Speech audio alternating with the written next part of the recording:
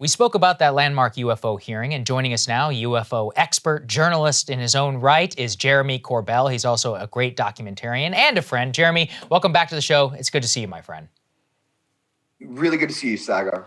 Okay, Jeremy, so you have been through the new footage from the UFO hearing. Now let's dissect everything that we have. First, describe to us exactly what we learned that is new from the hearing so far. Right. Okay. So everybody needs to understand that this is just the beginning. This is a benchmark. This is a moment in history that we haven't had in over 50 years. They brought two people forward, top brass of our military. And to be honest with you, they've jumped into this recently too. Now they are in a position to know. But remember, the UFO programs are often protected by special access program protection. This is why Senator Reid was trying to get SAP status for the true UFO program that was called AAWSAP, Advanced Aerospace Weapon Systems Applications Program. So they don't know everything, but they're going to go into a closed congressional briefing. Where they can talk about classified information. I do know, though, for sure, that this is just the start. There are other people that are going to be testifying on record. So what we saw some new footage of a UFO that shoots by a fighter plane. But the thing is one piece of evidence is nothing. They're just bringing the public up to date with what's going on. They had problems when they were trying to slow down and click it to show to people. It's really funny. They need a tech person. But ultimately, they asked good questions. They said, have we ever fired on a UFO? Do we have exploitation programs, using a different word? And of course, look, there were lies, obfuscation, and some things they just don't know. But that's what we expected. But the big thing here, and Representative Carson talked about this, was that, and he pushed the witnesses. The idea is to reduce stigma. So people like me are unnecessary. The only reason they mentioned me in the hearing is because I'm getting footage from our military that should have gone up the chain of command without people having to leak it to me. So I hope they fix this broken chain so that we can really get to the bottom of this UFO mystery.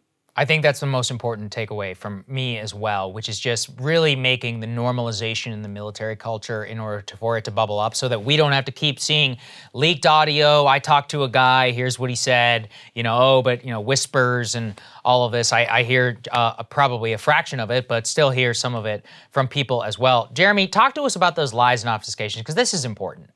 In terms of claims around past videos, what were some of the lies and the obfuscations that they told us? Right. So one of the things is they really focused on what looks like the green triangular by angle of observation footage that was shot off the coast of 2019 off of the USS Russell. And I obtained and released that. They were playing that the whole time. And it was really interesting because this was contained within their own classified documents. And inside of it was able to get out as unclassified. And then the videos I obtained and released the videos. Now, they were talking about how it looks like a triangle, and that's because of the camera and how it put together. They were inches away from saying the lie that it was just an effect of optics. But what was really interesting, because he really danced around the words about it, was that he was saying that it looks and appears triangular. But what he didn't say is that in all of the classified briefings, because there are other optic systems rather than just being shot through the night vision, these were non-aerodynamic. They were indeed described in all classified briefings as pyramid in shape. So they were just dancing around a few issues, but that's okay. We're going to crack it open and make sure I have more to release. That's great. And you always hold their feet to the fire. Any other information just for the layman person out there? They're interested. You and I are really excited and all this, but somebody's out there. What are their main takeaways from this hearing other than the fact that there will be more transparency, like with this video or any confirmations around the report that maybe they could take away from this?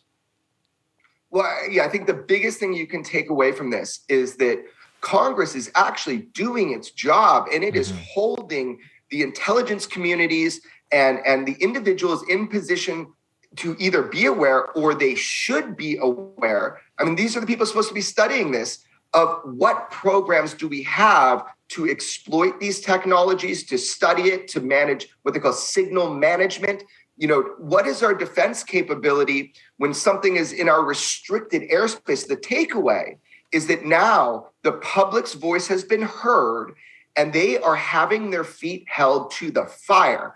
And this is a great first step. It is a first step, but it is a great first step. So what people can expect now is just a resounding response of enthusiasm from the public. And this is what's going to push this topic forward. There is so much to learn about the UFO phenomenon, the mystery of UFOs.